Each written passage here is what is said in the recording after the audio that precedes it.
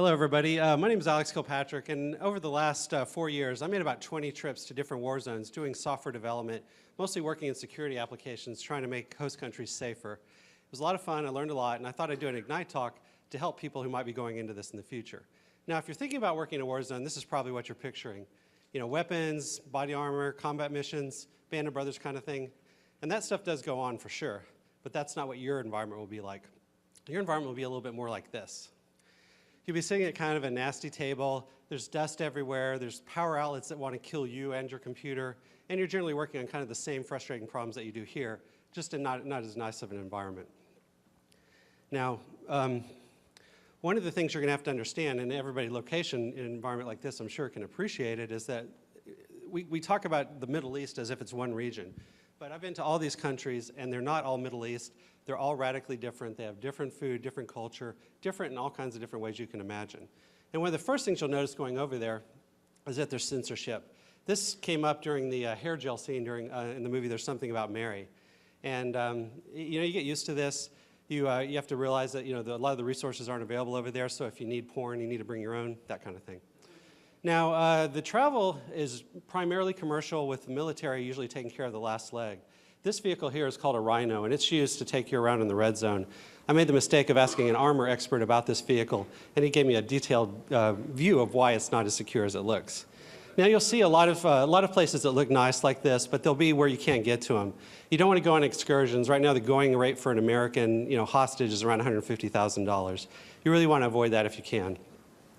Also, you run into a lot of just generally weird things. I had an Iraqi one time during a conversation, just out of the blue, tell me that I really needed to understand that women have small brains and are far from God.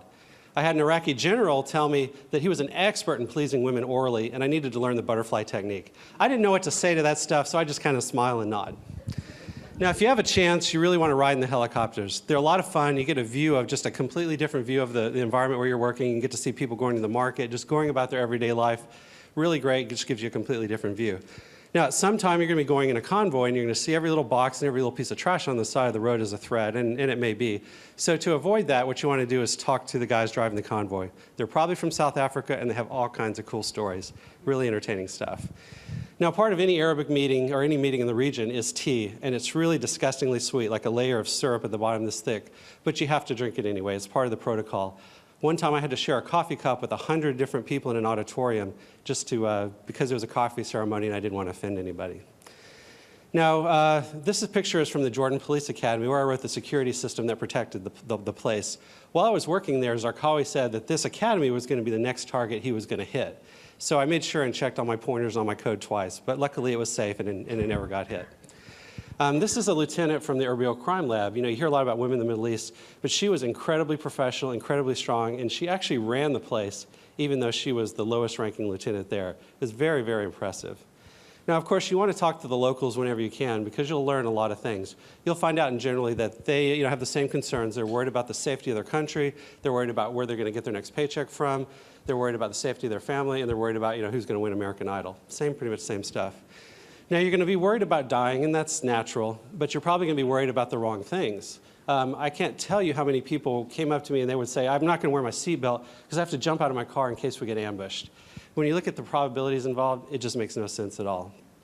Now, another thing you have to understand is that you're kind of like living in a rat maze. With the T-walls everywhere, you can't see very far. All you can kind of see is the walls around you. And you also have to learn about mortar shelters, which I've got with the arrow here.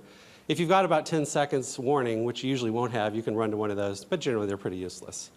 This is called sadoun. It's an Iraqi bread, and I lived on this for about a year because I was too chicken to eat the local food. But eventually, I ate the local food, got violently ill, and got over it, and I was much better off for it. So just start that process a lot earlier, and you'll be better off. Now, you want to sleep whenever you can. In this picture here, I'm asleep on the floor of the Baghdad airport. I was one of 2 Americans in the entire facility. The other American was watching out for me. And I took advantage of the time because you never know when you're going to have another chance to get sleep. So you have to take advantage of it when you can. Now, you will have some degree of fame while you're over there. If you're technical, people will love you just because you're technical. They'll kind of love you because you're an American, that kind of thing. So you want to take advantage of that. Enjoy it while you can because it doesn't last long and it sure won't be there when you get back. And finally, the final word I have for anybody kind of going into this environment is watch out for cynicism. I found that everybody, without exception, went over there starting out with unbridled optimism and ending up with unbridled pessimism, feeling that nothing would ever work. But in reality, every little thing you do over there has a big impact in somebody's life. And I have known in my heart that people are alive because of the work that I and my team did, and that made it all worthwhile.